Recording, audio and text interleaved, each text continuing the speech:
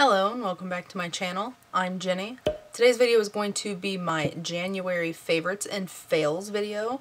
I do have a couple fails, a lot of in between, and then a lot more favorites. So let's go ahead and start with the fail products.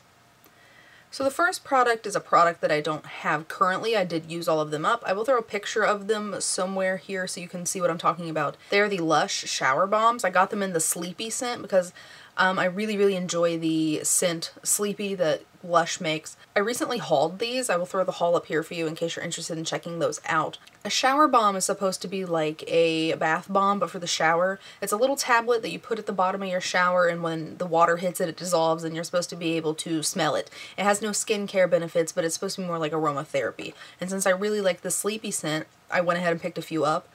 And you cannot smell these unless you're like bending over in the shower to sniff it, which is really weird. They just don't work the way they're supposed to. They're only $3 each, but they're still just not even worth $3 because you couldn't smell it, so it had no purpose. Maybe the other scents are better, but the Sleepy ones were very disappointing. The last fail was the Soft Touch Sponge from CVS. It's supposed to be a dupe for that Juno, the velvet sponge that has been all over like Instagram and everything.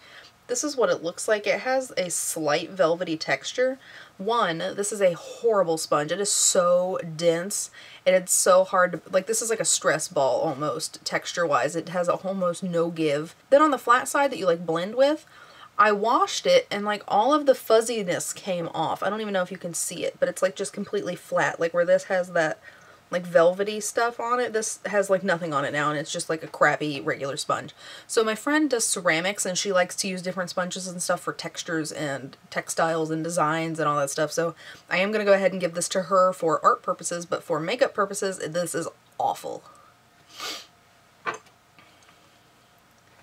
So now we will move into my in-between products, and the first one is the Covergirl Lash Blast Fusion. Now that Covergirl's cruelty-free, I'm trying to use some of their more popular things, and I know mascara is one of their top-selling things, and so I went ahead and picked this one up. I'll show you what the wand looks like. It is a chubby plastic wand, and plastic wands are not my favorite mascara wands. I do like a more natural bristle mascara. This isn't a bad mascara, it just doesn't give me what I'm wanting. It says that it's for length and volume. Length, yes. Volume, not really. And I do prefer more voluminous lashes than like lengthy lashes. So I think this is okay. It is a decent mascara. It's just not what I was expecting it to be. I was expecting it to give me a little more volume than what it does. I'll hang on to it and I'll use it up. I probably won't repurchase once I run out. I may try a different CoverGirl mascara like in the orange tube or the supersizer, because those are also very popular. Next is the Wet n Wild Color Icon Bronzer in the shade Ticket to Brazil. This is the lighter shade of this collection, and I do have it on today. I don't know if you can tell. It is a very light shade bronzer, and it is very warm in tone, warmer than I'm used to. It almost has like an oranginess to it, and it is a glowier bronzer. It is very pretty. I'm going to tilt my mirror, it'll get in your way. It is very pretty, but I have to build it up a lot. It's a lot lighter than I was expecting it to be. It performs nicely after you get it built up. I think maybe one of the deeper shades would look better on my skin tone. I realized after I bought this I have tons of bronzers that I need to use anyway, so as of now I'm not going to pick up a deeper shade. But maybe once I get through some of my other stuff, and especially the stuff in my Project Pan, I may go ahead and pick another shade up. Next is the e.l.f. 16-Hour Camo Concealer. I have mine in the shade Light Sand. It is a chubby little concealer, and I'll show you what the wand looks like.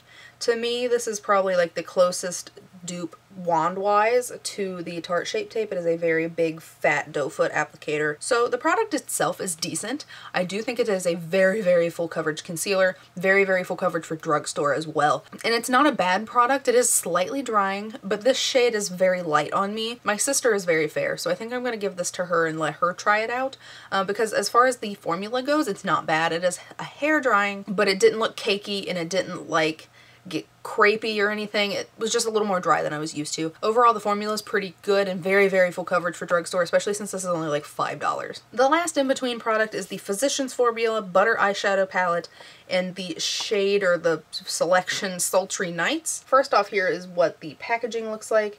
It has that kind of like holographic-y kind of packaging on it, and of course it does smell reminiscent of the butter bronzer. It's not as strong.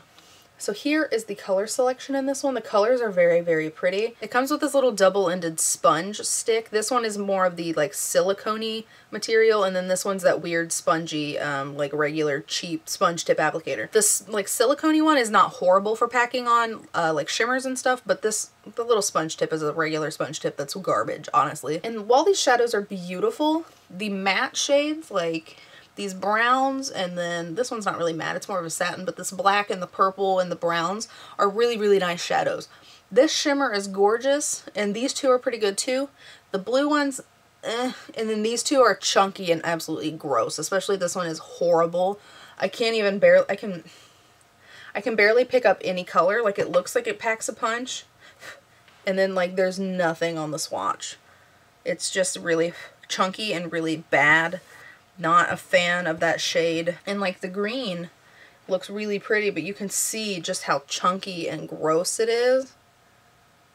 But look how gorgeous the shadow itself is once you get it kind of pushed in there. It doesn't perform well though because of how chunky it is. You get a lot of fallout, and it like falls off throughout the day too. As a whole, this palette is not bad, and I do like to wear it. I think that it's a nice palette. I do feel like I can get very limited looks since a lot of these shades are kind of hit and miss. But my biggest problem with this palette is that this palette was like almost $17, and for it to be so hit and miss, that's not okay. I know Physicians Formula has always been a kind of more expensive drugstore brand, but for this to be almost $17 and for me to only like half of the palette, a little over half the palette, and I can only get a very limited amount of looks out of it that are like everyday wearable, I just don't think that that's okay. I don't recommend this strictly price-based. I mean, if you can get it on sale, cool. I think that it's a decent palette, and I think that it performs most of the time, but these shadows are just so hit and miss. I find it very hard to justify the price point of it. And so now we're going to move on to the favorite products. This first product is a product that I actually unbagged in my ColourPop mystery bag unbagging video. I will link that up here for you in case you're interested in checking that out. But this is the ColourPop BFF Volumizing Mascara. It is in the shade Black on Black. I've really been enjoying it. It is the mascara that I have on today. I think it's a really, really good mascara. It's super black, super pigmented. It doesn't clump your lashes together. It does not flake, and it lasts very, very long on the lashes. This is what the wand looks like. It's kind of got that hourglass shape that the Too Faced Better Than Sex and the L'Oreal Lash Paradise has. It's very easily layered. You can do some layers without it getting super, super heavy. It's a really good quality mascara, and I definitely want to try out some of the colored ones. I would love to try the red, and I would love to try the blue, and the teal, and the purple, and the yellow, and the pink. So I really am thinking about checking out some of those colors, just so that I can play around with color in a little bit of a more wearable way, that I can put some on the lower lash line as like a pop or something.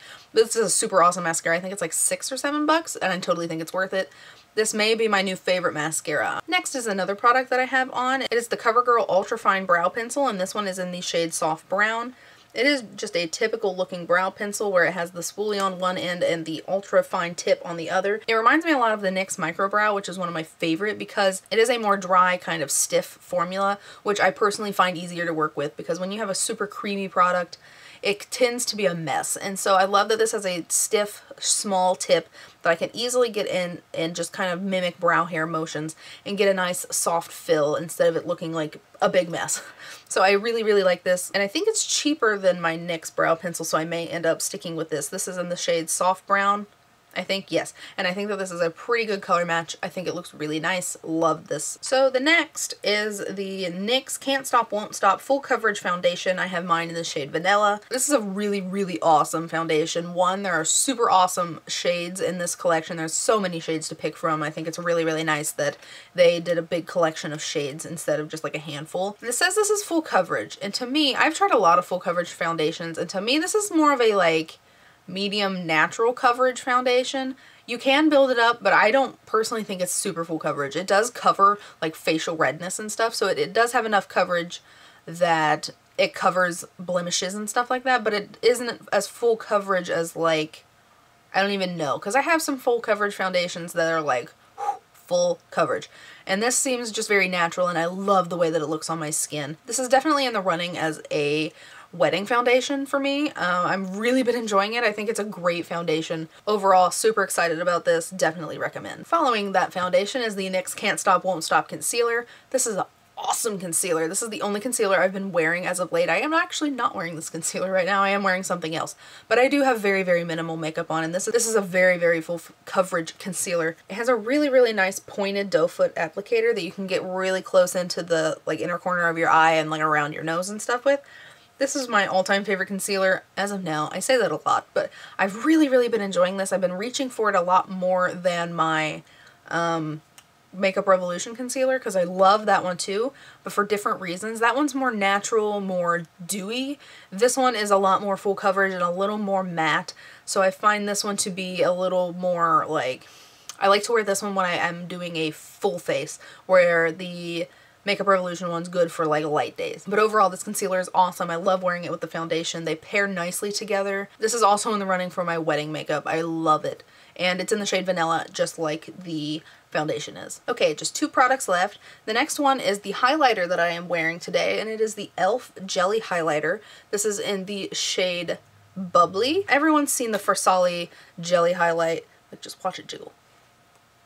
You can just see it jiggling. It's fun to watch. It's fun to play with. It's an interesting formula. I thoroughly enjoy it, and I think it's awesome on makeup days like this where I have very, very minimal makeup on, because it doesn't play well with foundation and it doesn't play well with powder, because when I go to tap it on, it's like it pulls the foundation off my face. But where I only have concealer like right here today, and I have this just tapped onto the cheekbones and down a little bit on the nose and on the Cupid's bow, this just looks beautiful on bare skin. So if you are the type of person who loves to just put on highlighter and like mascara and go, this would be an awesome highlighter for you. It's definitely not natural, but it is a more natural kind of pop. It's not glittery and it's not like shiny. It's like a dewy kind of highlight, and I really, really like it. I think it's really fun.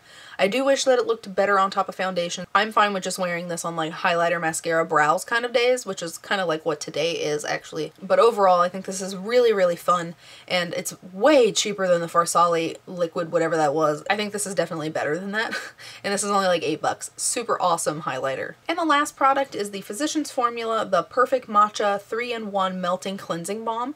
This is very, very similar to my Pharmacy Green Clean that we got in BoxyCharm a little while back. They're very, very similar in formula, and so from now on I'm probably just going to stick with the Physicians Formula one because it is a lot cheaper. So let me show you what the inside looks like. When you take the cap off, it does have a lid and a little spatula that you can use to scoop product out with.